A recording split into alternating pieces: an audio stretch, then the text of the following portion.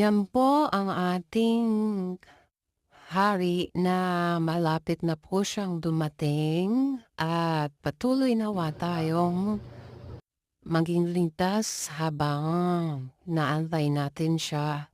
At nawa sa kanyang pagbalik sa ating daigdig ay maabutan niya tayong handa para sa marami pang maaaring mangyari.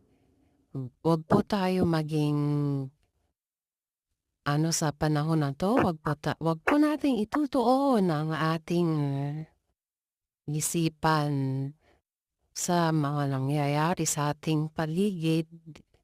Bagkus matuto tayong manalig manampalataya at magpakatatag para sa pagbabalik ng ating hari upang maabutan niya tayong nag-aantay sa kanya at